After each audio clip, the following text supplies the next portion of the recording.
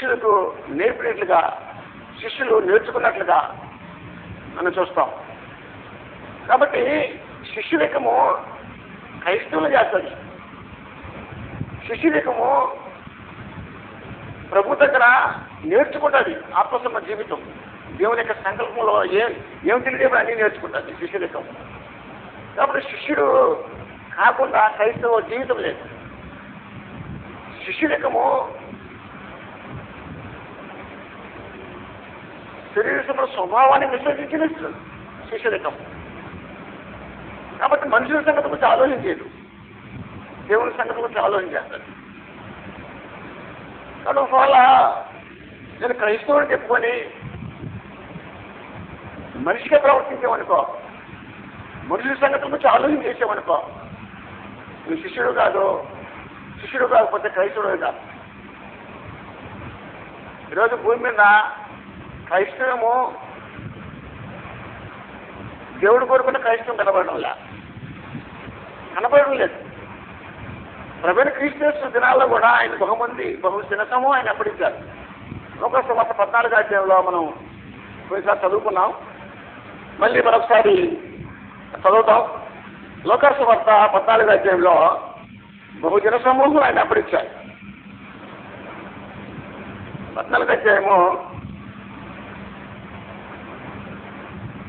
25వ వచనంలో బహుజన సమూహములు ఆయనతో కూడా వెళుతున్నప్పుడు ఆయన వారితో తిరిగి, ఎవడైనా నా ఎద్దకు వచ్చి తన తండ్రిని, తల్లిని, భార్యను, పిల్లలను, అన్నదమ్ములను, అక్క చెల్లెలను, తన ప్రాణము సహా ద్వేషించుకుంటే వాడు నా శిష్యుడు కానేరుడు. మరి ఎవడైనా తన సిలువును మోసుకుని వెంపనింపినలా వాడు నా శిష్యుడు కానేరుడు. వీళ్ళు ఎవడైనా ఒక గోపును కట్టింపు కోరినలా దాన్ని కొనసాగించడానికి కావాల్సిన తన ఎత్త ఉన్నదో లేదో కూర్చుండి తగులుపడి మొదట లెక్క చూసుకున్నాడా, చూసుకునేలా అతడు తన దాన్ని పునాది వేసి ఒకవేళ దాన్ని కొనసాగింపలేకపోయినందున చూసి వారందరూ ఈ మనుషుడు కట్ట మొదలు పెట్టింది కానీ కొనసాగింపలేకపోయినని అతను చూసి ఎగతాళి చేయసాగుతారు. మరి ఒక రాజుని గురించి మాట్లాడాడు. అంటే ఇక్కడ ఏమవుతుందంటే, నువ్వు శరీర సంబంధం అయితే నా శిష్యుడు కాలేదు. నీ శరీర సంబంధ స్వభావాన్ని విసర్జించలేకపోతే, ఆ సున్నతి పెరగకపోతే, శరీర సంబంధ స్వభావాన్ని విసర్జించేస్తున్నది నీ శిష్యులకు జరగల కార్యక్రమం. అది నీలో కలకపోతే నేను కోరుకున్నది నీలో జరగవు. కాబట్టి మనుషుల సంగతి గురించి ఆలోచన చేసేవాడు శిష్యుడు కాలే. దేవుని సంగతి గురించి ఆలోచన చేసేవాడే శిష్యుడు కాగలడు. అతను మాత్రమే క్రైస్తవుడిగా గుర్తించబడుతుంటాడు. క్రైస్తవుడిగా చెప్పుకోవడానికి అతను మాత్రమే ఆదుకుంటాడు. శరీర సంబంధ స్వభావాన్ని విసర్జించున్నది మనుషుల సంగతుల గురించి ఆలోచించేన వ్యక్తిత్వం, దేవుని సంగతుల గురించి ఆలోచన చేసే వ్యక్తిత్వం, దేవుని సంగతులను విశ్వాసించినటువంటి వ్యక్తిత్వం. అది గురించి నేను చివరిలో ముగింపులో చెప్తా. దేవుని సంగతులు ఏంటి, మనుషుల సంగతులు ఏంటి. ఇక్కడ మనుషుల సంగతిలో ఏమంటున్నాంటే, నువ్వు చావకూడదు, నువ్వు చనిపోకూడదు, నీకు మారుగా మేము ప్రాణం పెడతాం, మేము చేస్తాం నీకోసం, ముందు మేము చేస్తాం నీకంటే ముందు, నీ చావుకి మేము అడ్డం అవుతాం, నీ చావుకి గట్టిగా మేము చేస్తాం, కానీ నువ్వు చావకూడదు. అది మనుషుల యొక్క ఆలోచన. ప్రభుని క్రీస్తు చేస్తుందనంటే అభిమానం కోరుకుంటున్నా, శిష్యురకం కోరుకుంటున్నాడు. అభిమానానికి శిష్యురకానికి వ్యత్యాసం ఉంది. శిష్యురకము దేవుని సంగతి గురించి ఆలోచన చేసేది, అభిమానము మనుషుల యొక్క తత్వంతో మాట్లాడేది. అభిమాన సంఘాలు ఉన్నాయి ఇప్పుడు, అభిమాన సంఘాలు. ఇదేమంటే వాస్తవంగా ఇప్పుడు భూమి మీద ఉండేవి అభిమాన సంఘాలే, క్రీస్తు సంఘాలు కాదు, శిష్యులకు చేసిన సంఘాలు కాదు. శిష్యులయ్యి క్రైస్తవులుగా మార్చబడి క్రీస్తు సంఘాలు కాదు ఇప్పుడు భూమి మీద ఉండేది. క్రీస్తు సంఘం మనకు వ్యక్తిత్వం వేరేగా ఉంటుంది.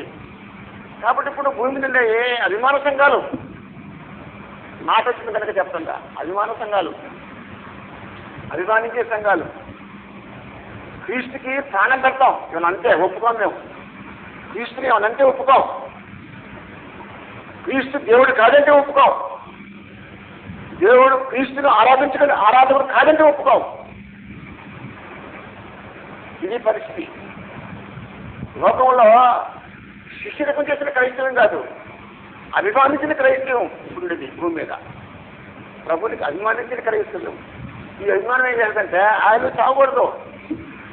ఈ అభిమానం ఏం చేస్తుంటే నువ్వు దేవుడివి, నువ్వే దేవుడివి, ఇంకొకరు ఏం దేవుడు, అద్వితీయ సత్యవుడు నీవే అభిమానం.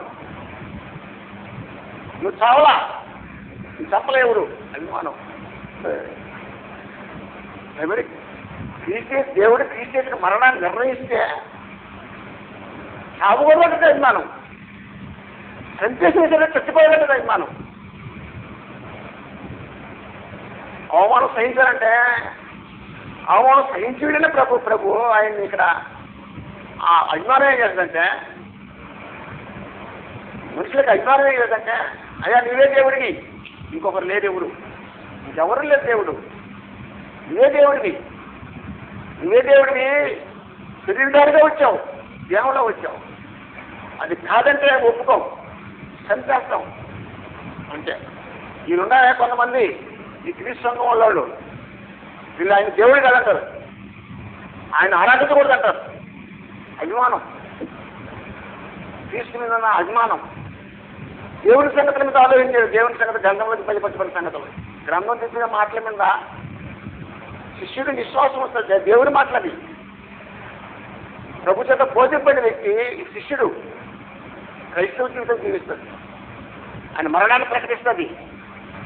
ఆయన మరణంలో ఆయన మరణించకపోతే నా పాపక్షమాపణ అంటది. ఆయన మరణించిన కనుక నా పాపక్షమాపడ్డది.